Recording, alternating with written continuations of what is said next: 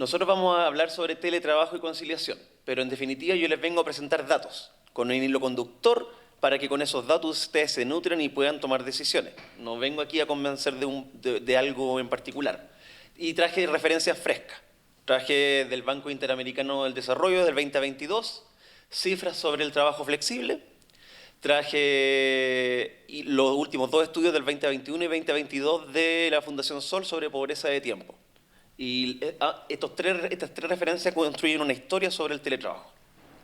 Bueno, más de la mitad de los trabajadores en América Latina y el Caribe son informales, pero la informalidad laboral ha hecho que el concepto de flexibilidad se asocie con precariedad. Entonces, al hablar de flexibilidad siempre es precario. Bajo esta premisa se entiende que la flexibilidad es una manera de bajar costos laborales y quitar beneficios laborales como el acceso a la seguridad social, el seguro de salud, etc. Y en la posición más extrema la flexibilidad se asocia con la desregulación. Entonces hablar de flexibilidad en Chile siempre se asocia como algo malo. Pero la flexibilidad en sí simplemente implica la modificación del esquema laboral tradicional del trabajador asalariado. Y hay múltiples formas de tener un trabajo flexible. El teletrabajo es una de ellas.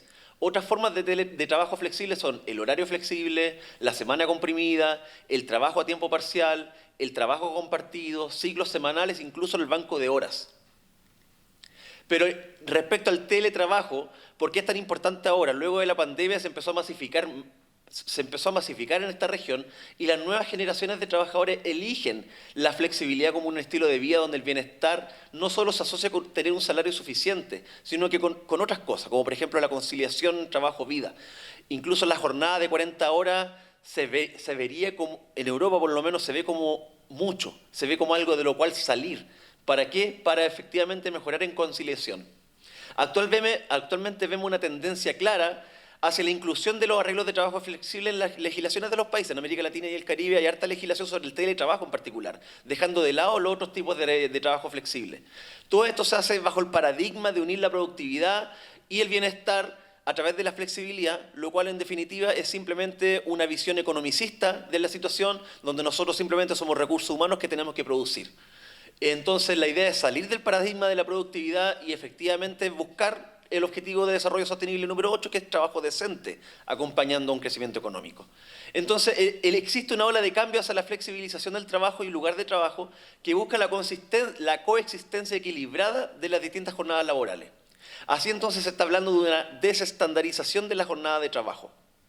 Impulsados por la pandemia, una proporción importante de las empresas están usando arreglos flexibles de trabajo. Incluso, si lo podemos hacer para otra mesa, la semana laboral de 4 días, pero no de 40 horas, sino de 32, también está siendo piloteada a nivel mundial y sería algo interesante como para conversar.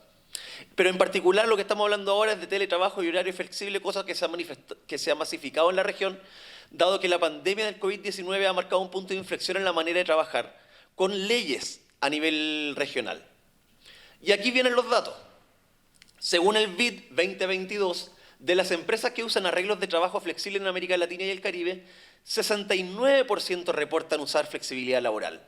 Y de esas, sus ventas aumentaron entre el 2019 y 2020, tienen mayor probabilidad de ser exportadoras, tienen más profesionales científicos e intelectuales, tienen más mujeres trabajadoras, tienen menos trabajadores en ocupaciones rutinarias o manuales, cosa que también afecta para la salud mental, emplean más trabajadores y su cantidad de empleados aumentó en el último año. Por otro lado, de los trabajadores que usan arreglos de trabajo flexible, el 36% de los trabajadores encuestados nunca ha tenido flexibilidad laboral. Entonces se generan desigualdades. ¿Qué tipo? Las personas que usan trabajo flexible generalmente tienen menores chances de tener hijos en edad escolar, tienen mayores chances de tener una computadora en internet en casa, tienen un nivel de bienestar económico mayor, tienen mayores niveles de educación y actualización de conocimiento, tienen mayor probabilidad de tener un empleo formal, se desempeñan en ocupaciones que requieren habilidades sofisticadas, como por ejemplo directores, gerentes o empleos un poco más intelectuales, por así decirlo. Entonces se generan desigualdades incluso en algo tan beneficioso como podría ser el teletrabajo. Entonces ahí está el tema de teletrabajo total, parcial, flexible.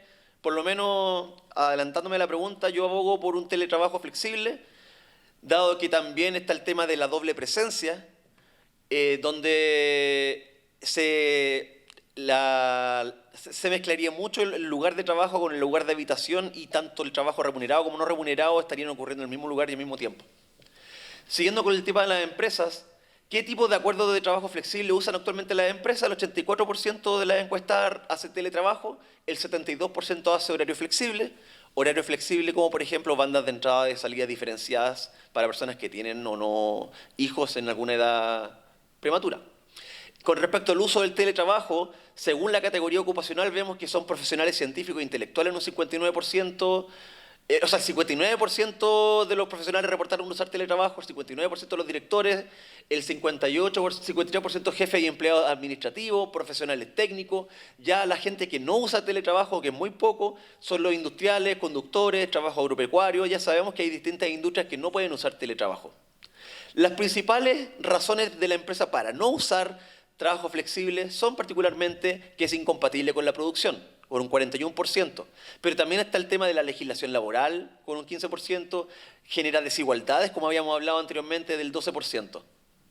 Pero dentro de las ventajas, o sea que hay que sopesar ventajas y desventajas, dentro de las ventajas están que en los próximos 3 años, las ventajas de usar trabajo flexible durante los próximos 3 años está el balance vida-trabajo, que es reportada en un 34%, el aumento de la productividad, el aumento de la satisfacción laboral, incluso la flexibilidad para contratar. ¿Por qué? Porque en tema de la flexibilidad para contratar vemos que la percepción de las empresas sobre vinculación entre trabajo flexible y contratación de diversos grupos, el teletrabajo permitiría contratar mujeres con hijos pequeños, jóvenes, mujeres, y cosa que no está en el estudio, pero incluso podría contratar disidencia y diversidad sexual y disidencia sexogenérica, que encontrarían en el teletrabajo un refugio para la precariedad laboral que enfrentan actualmente. ¿Qué condiciones de los trabajadores mejorarían con el trabajo flexible?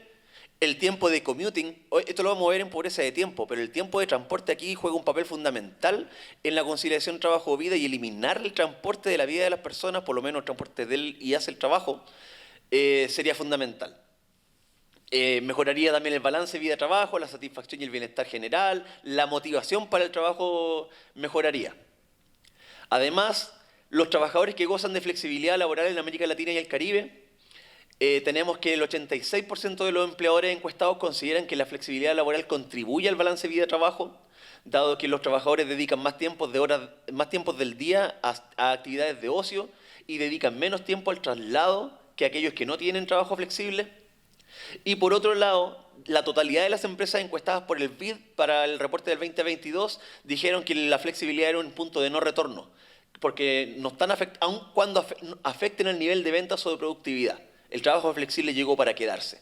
Y esperan que los beneficios de la flexibilidad abarquen a más personas en la fuerza laboral, lo cual implica un importante proceso de capacitación y reconversión laboral. Pero una alerta muy importante es la hiperconectividad. Para enfrentar este problema, entonces, hay que tratar la salud mental de los trabajadores y trabajadoras. La segunda referencia, y estoy hablando así de rápido porque a los 10 minutos se supone que me cortan el micrófono, el 2021 la Fundación Sol y Pobreza de Tiempo, Desigualdad y Reproducción de Capital encontró que si nosotros establecemos una jornada y media legal en Chile como carga global de trabajo, o sea, 67,5 horas de trabajo semanal, sumando el trabajo remunerado con una jornada de 45 horas y el resto de trabajo no remunerado, si superamos el umbral de 67,5 horas, estamos siendo pobres de tiempo. O sea, si superamos las 8 horas diarias para dormir, 1 hora diaria de actividades de cuidado personal, 2 horas diarias de transporte y 9,5 horas semanales de ocio, la semana dispondría de máximo 67 horas de trabajo horas para trabajo remunerado y no remunerado. Y vemos que si las personas trabajando, pagado o no pagado, superan las 67,5 horas, son pobres de tiempo. Vemos en el gráfico que más de la mitad de las mujeres se reportan como pobreza de tiempo, mientras que solamente el 35% de los hombres es pobre de tiempo. Además, en temas de trabajo no remunerado, los hombres en promedio dedican 18 horas a la semana en trabajo doméstico y de cuidado, mientras que las mujeres dedican más del doble, llegando a casi 41 horas a actividades no remuneradas. La cantidad de horas que dedican las mujeres al trabajo doméstico y de cuidado se configura como una jornada homologable a un trabajo asalariado. Por ahí la doble jornada. Luego, este año, actualizando ese estudio, la Fundación Sol, haciendo una lupa, podemos encontrar que las horas semanales de trabajo no remunerados según género y categoría ocupacional, vemos que Si observamos solamente a las personas ocupadas en el mercado laboral, 20 horas de trabajo no remunerado las realizan los hombres versus, de nuevo el doble, 41 horas realizadas por las mujeres ocupadas. Pero en las desocupadas, los hombres ocupan 24 horas semanales versus 50 horas de las mujeres para el trabajo no remunerado. Entonces, desempleadamente, igual las mujeres siguen haciendo más trabajo doméstico y de cuidado. Observando solamente a personas inactivas, las mujeres hacen más del doble, con 44 horas semanales versus 18 de los hombres.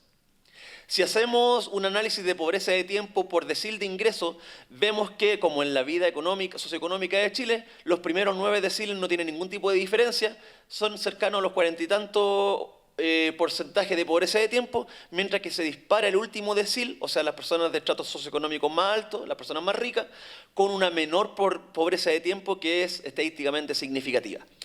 O sea, tiene relación con el hecho que los primeros deciles son mucho más homogéneos y hay una mayor desigualdad con el último decil que puede contratar trabajo doméstico en el mercado.